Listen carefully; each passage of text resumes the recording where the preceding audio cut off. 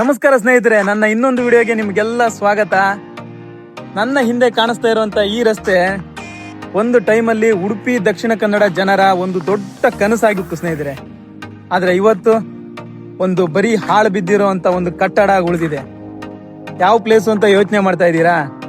ಇದೇ ನಮ್ಮ Udupi ಕಾರ್ಕಳದ Parashurama theme park.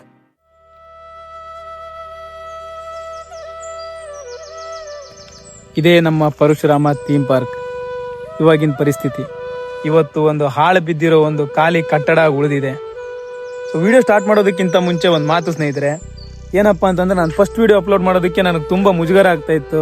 ಯಾರು ಏನು ಅನ್ಕೊಂತಾರೋ, ನನ್ನ ಫ್ರೆಂಡ್ಸ್ ಕಾಮಿಡಿ ಮಾಡ್ತಾರೆ ಆ ಥರ ಎಲ್ಲ. ಬಟ್ ಒಂದು ಮಾತು ಏನಂದ್ರೆ, ಎಲ್ಲ ನನಗೆ ತುಂಬಾ ಸಪೋರ್ಟ್ ಮಾಡಿದ್ರು. ನೀವೆಲ್ಲ ನನಗೆ ತುಂಬಾ ಸಪೋರ್ಟ್ ಮಾಡಿದ್ದೀರಾ. ಸೊ ಎಲ್ಲರಿಗೂ ಥ್ಯಾಂಕ್ ಯು. ಇದರ ಹಿನ್ನೆಲೆ ಏನು, ಯಾಕೆ ಈ ತರ ಹಾಳು ಬಿದ್ದಿದೆ ಇವತ್ತು ಇಂಥ ಒಳ್ಳೆ ಒಂದು ಪ್ಲೇಸ್ ಅಂತ ತಿಳ್ಕೊಳ್ಳೋಣ ಬನ್ನಿ ನನ್ನ ಜೊತೆಗೆ.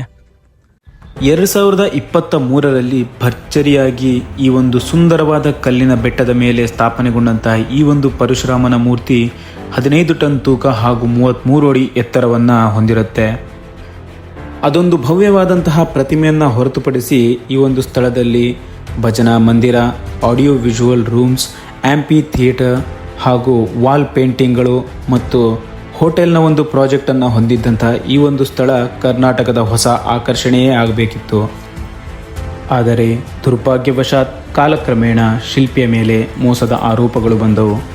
ಮೂರ್ತಿಯನ್ನು ಕಂಚಿನಿಂದಲೇ ಮಾಡಿದ್ದೇನೆ ಎಂದು ಹೇಳಿದರು. ವಾಸ್ತವದಲ್ಲಿ ಅದನ್ನು ಹಿತ್ತಾಳೆಯಿಂದ ಮಾಡಿದ್ದಾರೆ ಎನ್ನುವುದು ನಂತರದ ತನಿಖೆಯಲ್ಲಿ ಪತ್ತೆಯಾಯಿತು.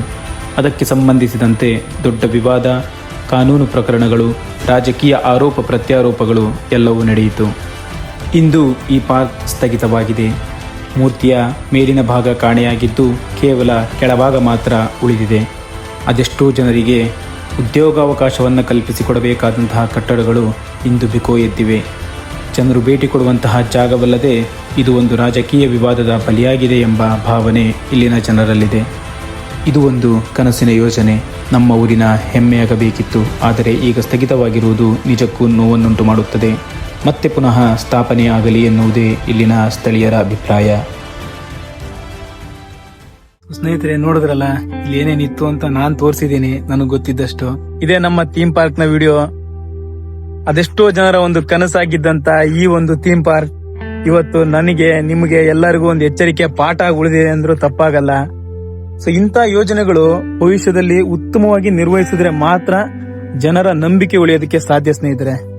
ಸೊ ನೀವೇನ್ ಹೇಳ್ತೀರಾ? ಈ ಥೀಮ್ ಪಾರ್ಕ್ ಮತ್ತೆ ಓಪನ್ ಆಗ್ಬೇಕಾ ಅಥವಾ ಹೀಗೆ ಬಿದ್ದಿರ್ಬೇಕಾ ಅನ್ನೋದನ್ನ ಕಮೆಂಟ್ ಅಲ್ಲಿ ತಿಳಿಸಿ. ಮುಂದೆ ಒಂದು ಒಳ್ಳೆ ವಿಡಿಯೋ ಜೊತೆಗೆ ಬರ್ತೀನಿ ನಿಮ್ ಜೊತೆಗೆ. ಅಲ್ಲಿವರೆಗೂ ಟೇಕ್ ಕೇರ್, ಬಾಯ್.